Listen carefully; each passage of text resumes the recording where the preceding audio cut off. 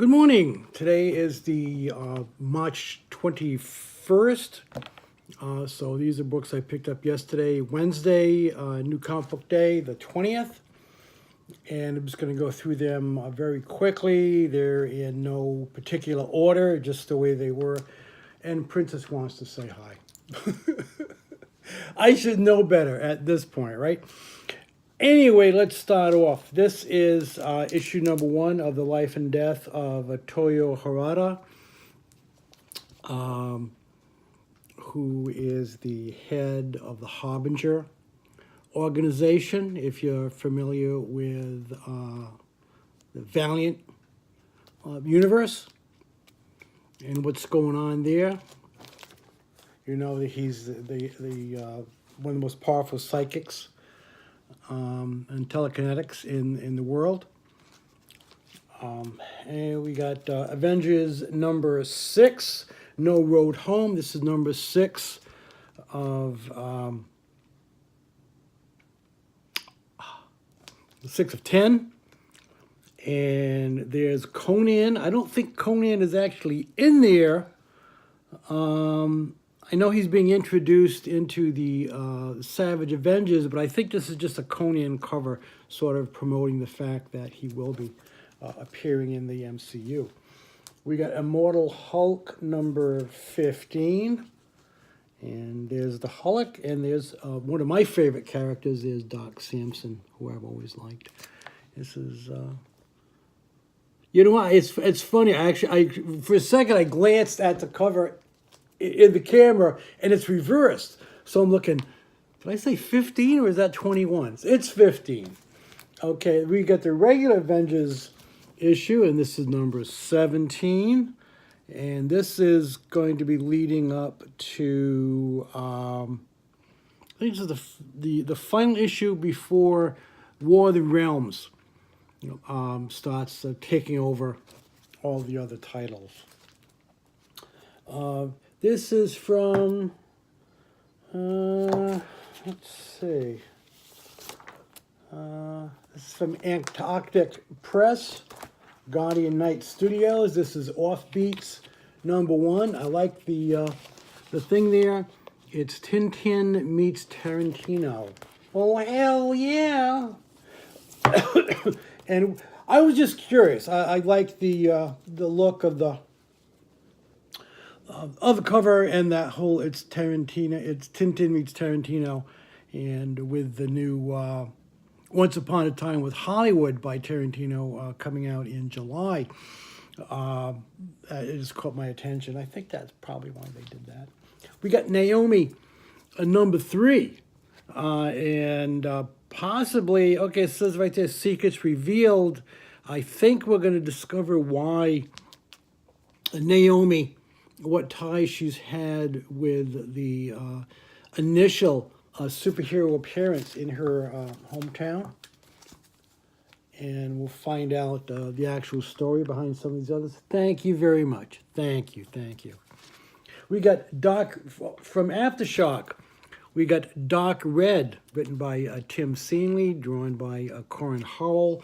It's about a vampire who works the late shift at a, I think it's like a 7-Eleven or a gas station type of place, and what happens to him. We got Mystery Science Theater 3000. This is number 5, and I love that cover. That's so cool. Tom Servo is the hero. Yay! We got Criminal number 3 by Ed Brubaker and Sean Phillips.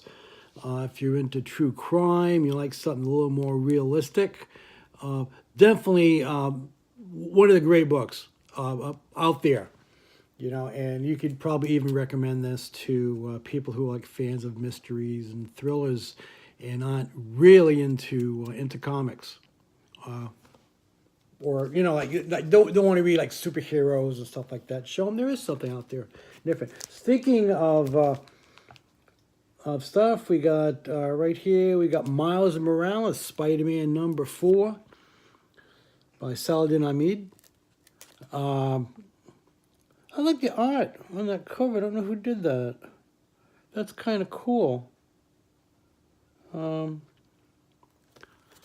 like that. I like that style. It's kind of cartoony, but it still, gives you an idea that there is some danger going on. You can see it on Miles' face that he's pretty spooked.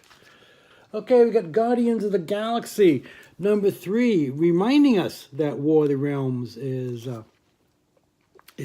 coming, and that they're going to be involved in that. These are some of the there's Star Fox and Sentinel or the Champion or Guardian or whatever his name. Guardian? I can't recall. And anyways, doesn't look like Peter is in good shape there.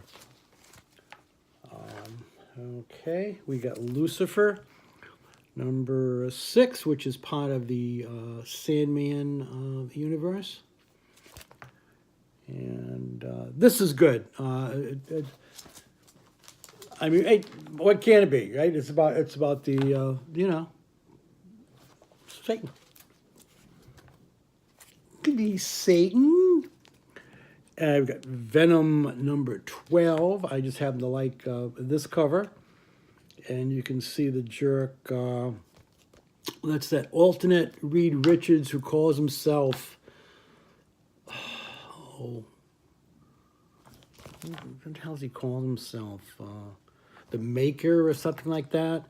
And you really want... I mean,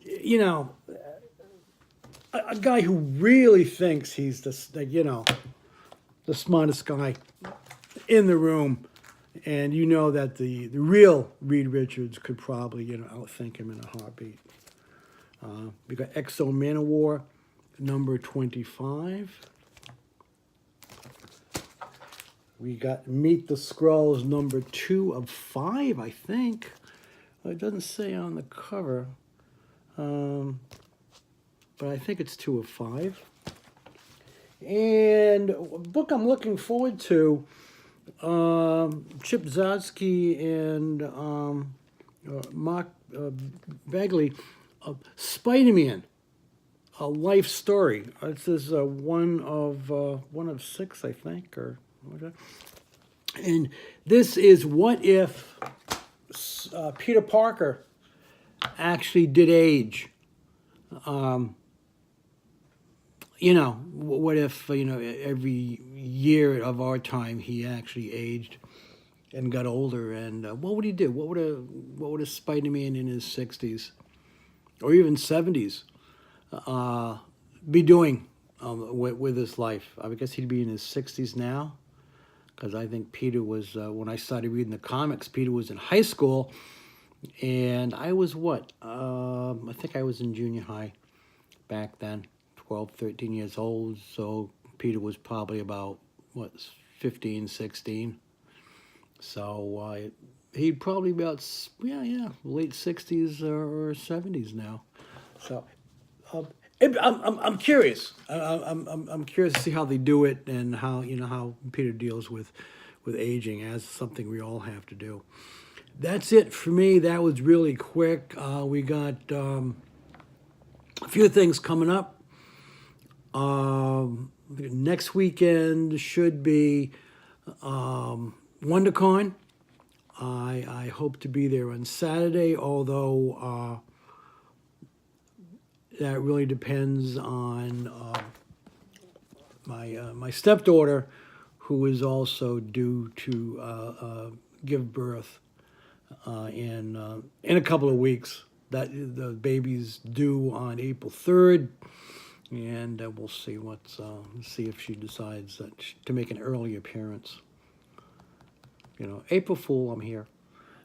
Anyways, that's it for me. Nothing else going on. Hope whatever you were up to is fine. I rambled a little less than usual. I'm trying to keep this under 10 minutes, so we're going to wrap up. We're going to say peace out, take care, and hope to see you next week.